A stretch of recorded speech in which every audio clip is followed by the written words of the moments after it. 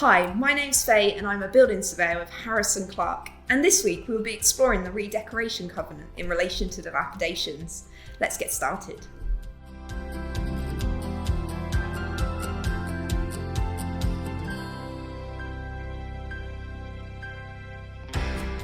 Under the terms of your lease, you will likely need to redecorate the property both internally and externally, depending on the extent of your demised area.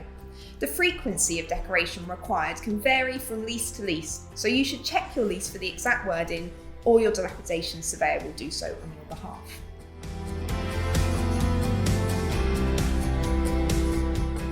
It is best practice to redecorate the property as set out in the lease. Often, however, running a business gets in the way of this and decoration intervals are stretched.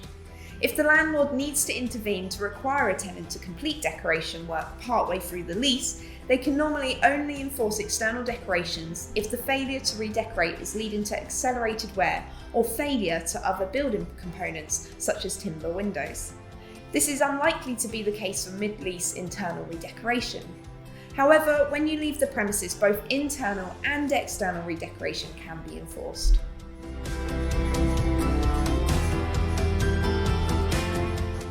As a general rule of thumb, everything within the premises that has been previously decorated will need to be decorated at lease end.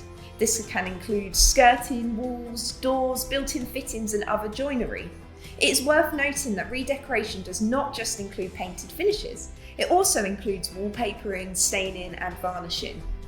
You should think carefully, therefore, about painting anything new, such as warehouse walls, as in doing so you are creating a permanent decoration liability for either yourself or any other future tenants.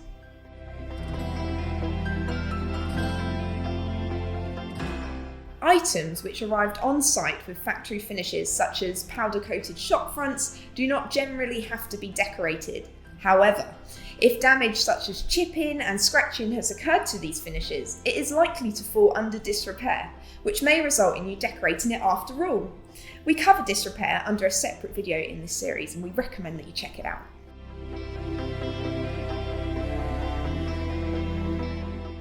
It is common for tenants to decorate the walls and believe they have met the requirements set out in the lease. However, the landlord will be within their right to claim for any other previously decorated items as part of a dilapidations claim, such as joinery and metalwork. This can sometimes be more expensive than just painting the walls.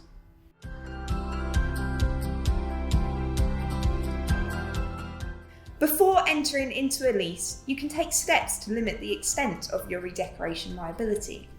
The first and most common method is to append a photographic schedule of condition to your lease.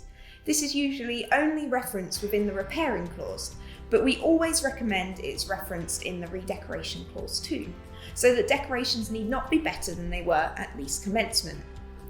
If you think your landlord will be altering your property after you vacate, your lease can reflect this and exclude particular areas from the redecoration covenant. Remember, if a tenant has not decorated the property as required in the lease, they could face a financial claim from their landlord to cover the cost of doing so.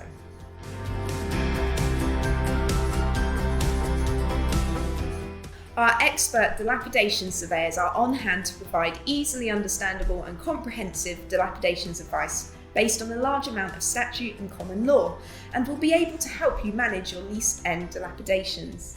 They can be reached on 023 8155 0051 and will be pleased to assist.